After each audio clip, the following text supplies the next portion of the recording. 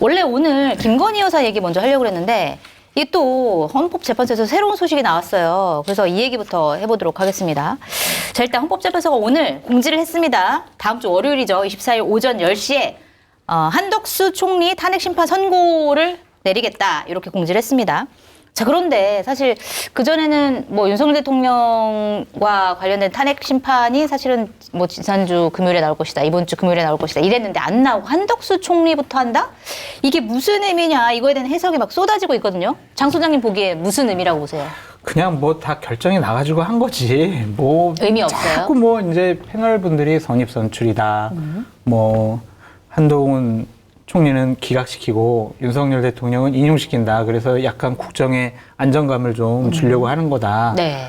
뭐 이재명 대표 26일 날 공직선거법 2심 선고가 있으니까 그 전에 한덕수 총리 거는 하고 그 이후에 뭐 윤석열 대통령 거 하려고 한다. 막 이렇게 결과론적으로 해석을 하는데 네.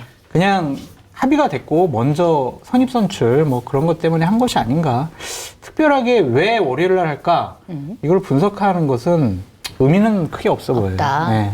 어느 정도 그냥 결론이 논의가 다 모아졌기 때문에 하는 것이 아니냐 그런 생각이 듭니다. 그러니까 한덕수 총리와 관련된 논의가 모아졌기 때문에 먼저 그렇죠. 하는 거다. 알겠습니다. 저는 이제 지금 보면 헌재가 고도의 정치적 행위를 좀 해요. 네. 이거는 이제 그러니까 순전히 윤석열 탄핵 반대하는 거리의 목소리가 스피커가 너무 세기 때문에 그러다 보면 한쪽에 스피커가 너무 세면 반작용으로 사회 갈등이 커질 수가 있거든요. 네. 작용 반작용이 통용되기 때문에 그래서 이런 것들을 좀 무마시키기 위해서 고도의 정치적 행위를 한다고 저는 봐요. 그래서 사실 한덕수 총리는 그렇다 쳐도 이전에 감사원장과 중앙지검장 네. 그리고 검사 2명 또 이분들에 대한 탄핵 심판을 먼저 선고했잖아요. 그렇죠. 굳이 그럴 필요는 없거든요. 그게 급한 게 아니에요. 헌재가 공개적으로 얘기한 대로 대통령 탄핵 심판이 제일 중요하고 급합니다. 네. 근데 어쨌든 결정물도 쓰려면 시간이 가잖아요. 그렇죠. 그럼 왜 굳이 썼겠냐. 감사원장이 공석이라서 물론 빨리 메우는 게 좋지만 대통령 탄핵 심판이 훨씬 중요해요. 그럼 거기에는 무언가 의도가 있다. 이건 뭐냐면 이전에 그 이진숙 방통위원장 탄핵 심판에서 4대4로 기각됐잖아요. 그렇죠. 여기에 대한 해석들이 좀 많은 거예요. 그래서 헌재 재판관들이 진영에 따라서 나뉘었다라는 게 마치 사람들이 기존의 어떤 분석으로 정확한 분석으로 얘기를 한단 말이에요. 네. 이 말은 달리 말하면 뭔 말이냐면 헌재가 정파적으로 나뉘어서 판단할 수 있다. 이게 이 주장의 근거가 될 수 있어요. 네. 근데 이거는 당시 감사원장과 중앙지검장 등을 8대0 전원일치로 기각했다는 건 뭐냐면 우리가 정파적으로 나뉜 사람들이 아니에요.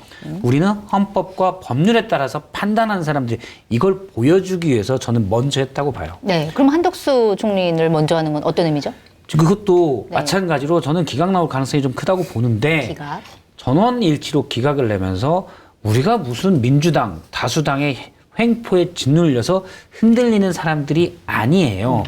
요 밑작업을 지금 하고 있다. 네. 먼저 하는 거는 그러면 이거는 대외적인 메시지도 되고 내부적인 메시지도 전 된다고 봐요. 네. 재판관들이 내부적인 메시지는 우리가 듣기에는 그럴 수 있죠. 그러잖아요. 몇몇 재판관들이 그게 거의 사실인 것 같은데 제가 볼 때는 몇몇 재판관들이 어떤 증거, 사실관계에 대해서 계속 절차나 이게 증거로서의 가치가 아니라 이걸 따지고 있다고. 네. 그게 이제 흘러나온 얘기도 맞는 것 같아요.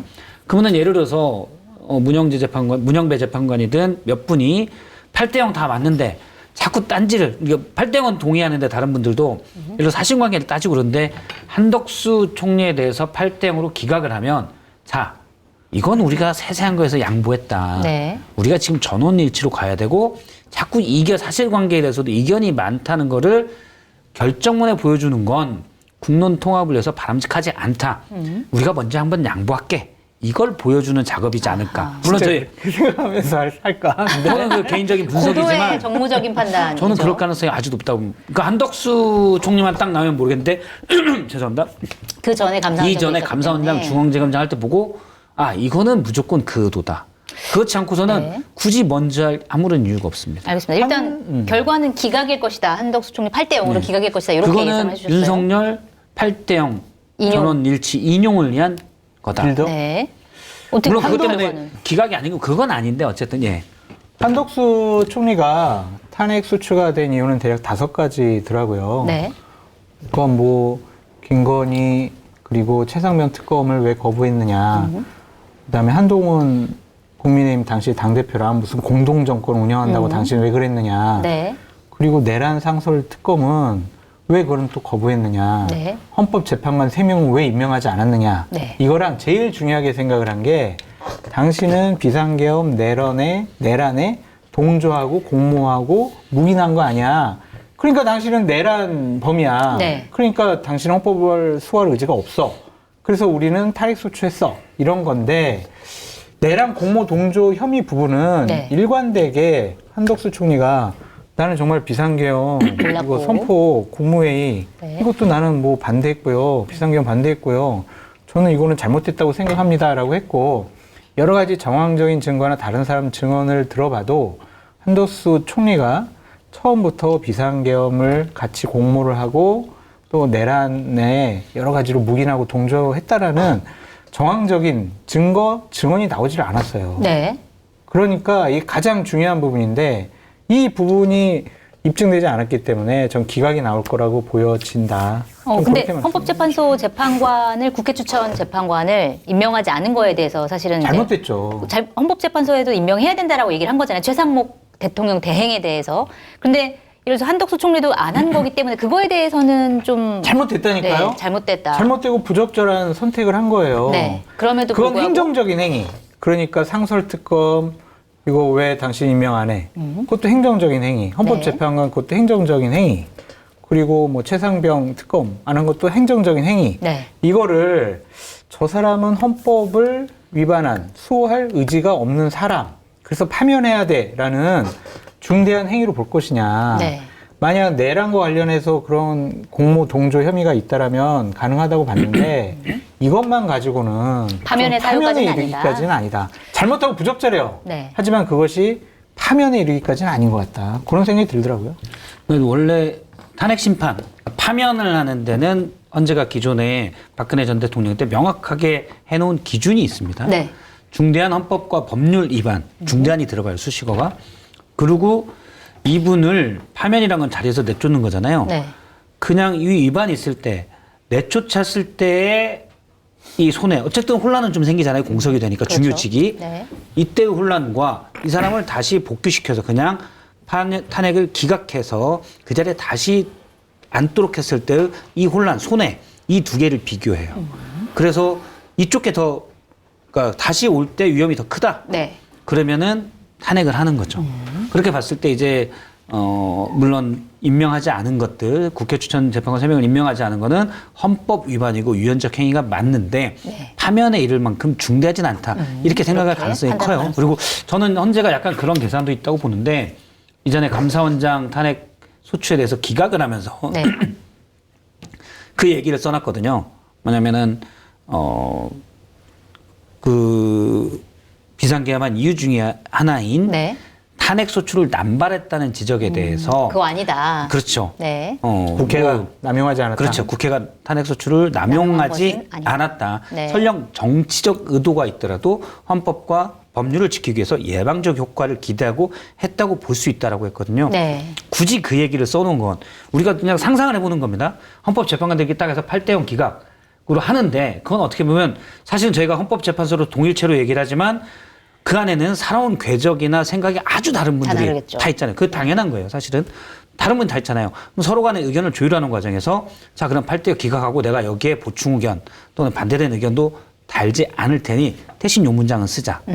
이런 얘기들이 오갈 수 있죠. 네. 그러면 이 문장을 쓰자고 한 얘기들은 뭐냐면은 대통령 탄핵 심판을 염두에 두고 계엄을 할 때 당위성으로 윤 대통령이 주장한 네. 탄핵의 남발은 그건 아니에요. 아니다라는 걸 보여준 거다. 그렇죠. 이번에도 근데 뭐가 들어갔냐면 앞서 말씀하신 대로 탄핵 소추 사유 중에 한덕수 총리가 비상계엄에 대한 공모, 묵인 또는 방조가 들어가 있어요. 네. 그럼 제가 볼 때는 어떻게 나올 가능성이 크냐면 비상계엄은 요건에 맞지 않고 반헌법적인 행위지만 한덕수 총리가 사전에 이걸 알아서 공모 또는 방조했다 말리려고 하는 것들이 많이 있었기 때문에 방조했다고 볼 수는 없다. 네. 그렇게 나올 가능성이 큽니다. 그러면은 비상계엄에 대해서는 문제점을 지적해 주는 거죠. 네. 그러면 그걸 보고서는 알 수 있겠네요. 윤석열 그렇죠. 대통령에 대한 탄핵 선고 결과를. 윤석열 대통령에 대한 탄핵 심판이 어떻게 진행될 거를 미리 네. 이것도 이제 사전 정지 작업이에요. 미리 짐작할 수 곡선을 있게. 깔아준다. 저는 알겠습니다. 그렇게 봅니다. 자, 그러면 한덕수 총리에 대한 탄핵 선고가 월요일이면 윤석열 대통령에 대한 탄핵 선고는 언제가 될 것이냐? 이것도 굉장히 이제 전망하기 쉽지 않을 것 같은데 언제가 될 거라고 생각해요? 월요일, 화요일은 아닐 것 같아요. 월요일은 같은 날이니까 네. 공지를 안 했으니까 아직. 그 수요일 이후가 될 것 같아요. 수요일 그러니까 이후. 헌법재판소의 공보관이 내일도 뭐 우리 일정 공지 안 한다라고 그렇게 밝혔잖아요. 얘기했더라고요. 그러면 예를 들면 월요일 날 그러면은 딱 공보관이 나와가지고 자 우리 윤석열 대통령 선고 언제 합니다라고 하면 최소한 물리적인 시간이 필요하니까 수요일 이후가 될 수밖에 없잖아요. 그러네요. 그래서 월요일, 화요일은 아닌 것 같고 수요일은 이재명 대표 공직선거법 20 선고가 있으니까 그거랑 같이 할까? 그것도 좀 피할 것 같아요. 그날 또 그리고 고3들 뭐 모의고사 있다고 뭐 그러던데. 아, 모의고사 있어요? 네. 그렇구나. 그러면은 목요일이나 금요일 날 하지 않을까라고 네. 예상을 하는데 또 어떤 분은 4월 달로 넘어간다. 아, 그렇게 또 그렇게까지 얘기를 길어지면 또 하더라고요. 사회 혼란이 또 커지니까. 그래서 제가 예언을 하나 하겠습니다. 네. 무조건 맞습니다, 이건. 네. 4월 17일 전에 합니다.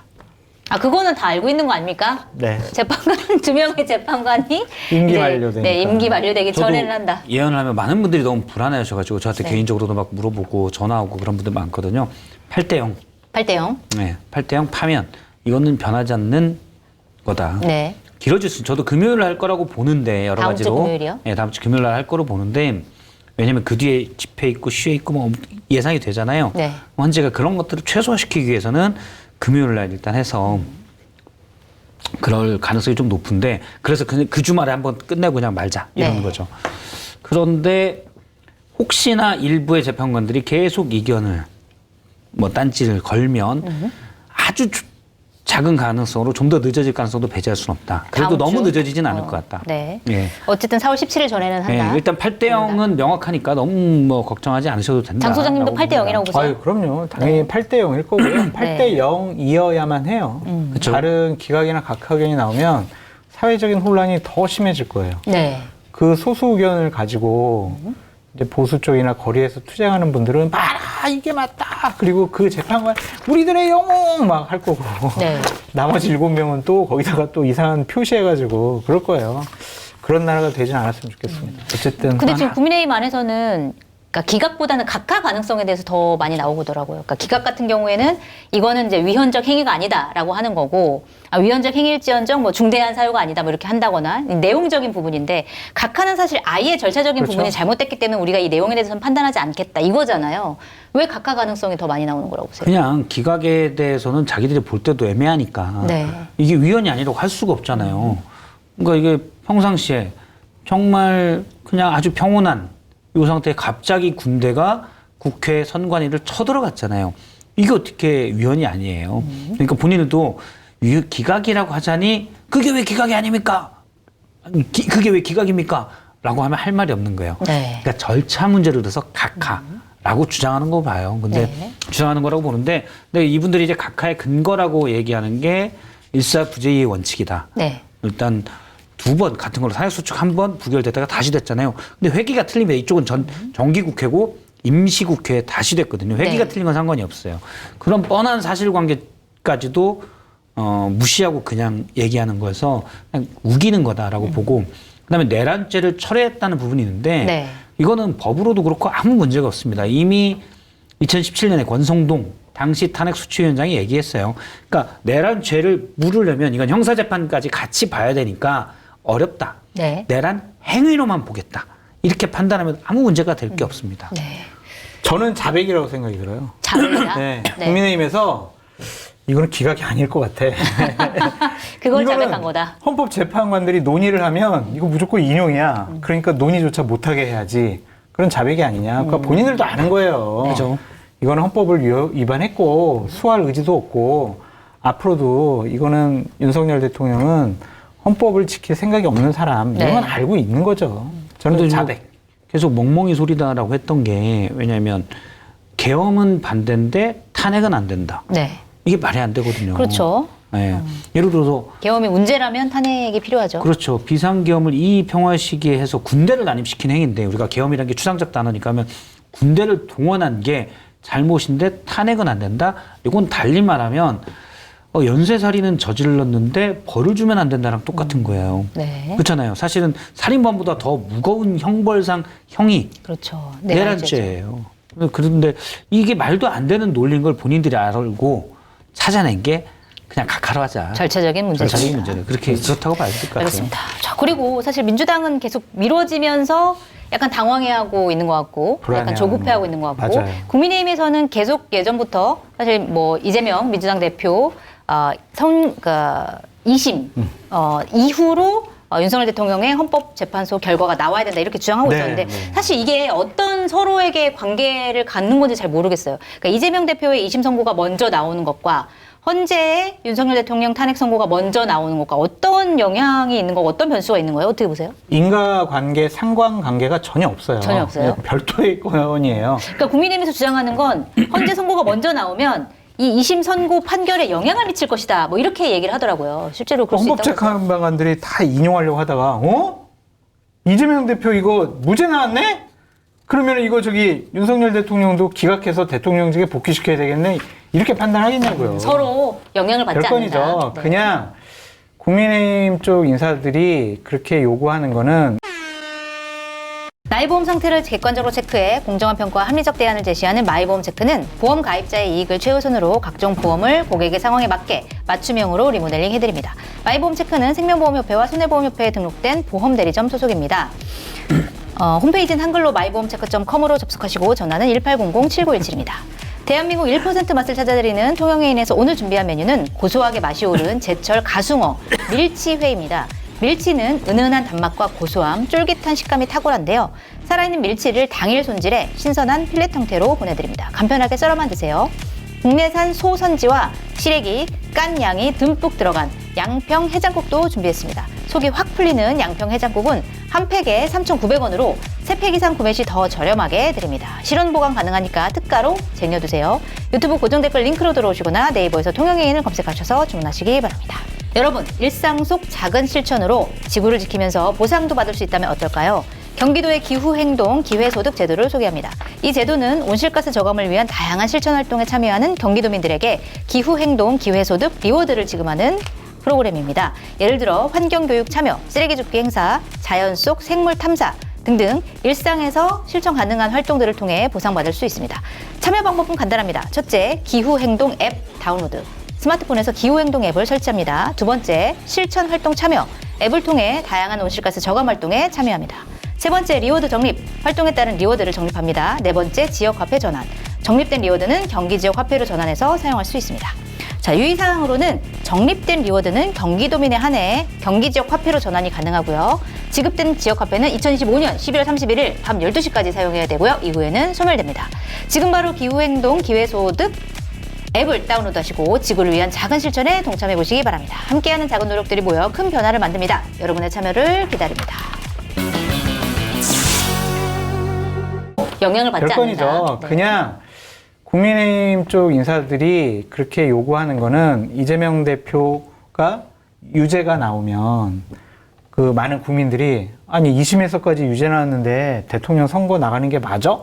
이러한 여론이 형성될 수가 있고 네. 당내에서도 야 이거 큰일 났다. 2심에서까지 이거 대통령 후보 되는 게 맞나? 이거 대법원에서 대통령 되고 나서도 뭐 판결 나오면 어떡하지? 이거 또 대선 다시 치러야 되는 거 아니야? 막 이런 걱정과 불안이 있으니까 그걸 좀 붙이기 위해서 네. 하는 거다. 그렇게 보여져요. 네. 서로 관계는 없다. 영향받지 없죠. 않는다. 어떻게 보세요? 저도 뭐 전혀 관계가 없고 네. 그리고 서울 고등법원의 판사 정도 되면 그 안에서 상당히 높은 권위가 있는 분들이거든요. 네. 헌법재판관도 마찬가지죠. 권위가 뭐 대법관급으로 있는 분들이잖아요. 국회에서 또 임명이 되고 인사청문회도 하는 분들인데 그 발음을 좀 잘 좀 하셨으면 좋겠어요. 왜요? 네. 권위. 네. 자꾸 권위로 들려. 권위가 있다. 머릿속에 권위만 있는 거 아니에요?